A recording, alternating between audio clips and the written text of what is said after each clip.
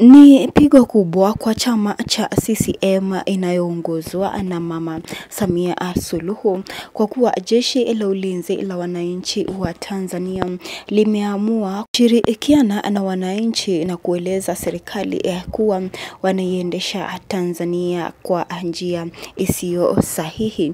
Na Kapteni Tesha ameamuru mkuu wa jeshi kwamba wakamatwe Abdul Kikwete na pia Kikwete mwenyewe, Angel Kiziga na mkurugenzi wa usalama wa taifa, na amehakikisha kuwalinda raia wa Tanzania. Na Kapteni Tesha amesema kuwa Kikwete pamoja na mtoto wake Abdullah Kikwete na pia viongozi wa chama cha CCM wanaendeleza utekaji na ukandamizaji wa haki za kibinadamu imekuwa ikiendelea kwa muda sasa, na pia viongozi wa upinzani wakishikwa.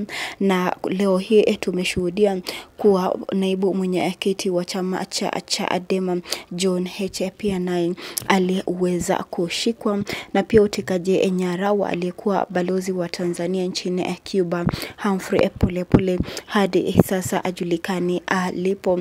Na hii tukio la utekaji nyara, hii tukio ya ukandamizaji wa haki za kibinadamu ndio ambayo imesababisha jeshi la wananchi wa Tanzania kushirikiana na raia ama wananchi wa Tanzania katika kuandamana ili serikali la CCM iweze kuongelea hii taarifa ambayo hugonga vyombo vya habari kila siku, taarifa ya utekaji nyara, taarifa ya ukandamizaji wa haki za kibinadamu, taarifa ya kunyamazishwa kwa viongozi wa upinzani. Na hizi ni taarifa ambazo zimekuwa tukishuhudia miezi kadhaa sasa.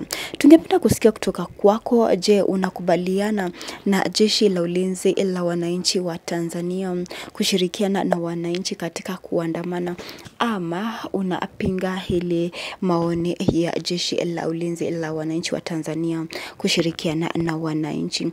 Na wananchi pia wameweza kusema hii kushika ovyo ovyo kwa viongozi wa upinzani kama unavyoona kwenye screen, naibu mwenyekiti John Heche aliweza kukamatwa, na wananchi wameweza kupinga vikali na kusema kuwa serikali inastahili kuwapa hawa viongozi wa upinzani kutoa maoni yao, kwa maana pia wao wanawakilisha wananchi na pia wana wafuasi wakubwa katika nchi, na kuwanyamazisha haitasaidia chochote bali inazua hasira kwa wananchi wa kawaida.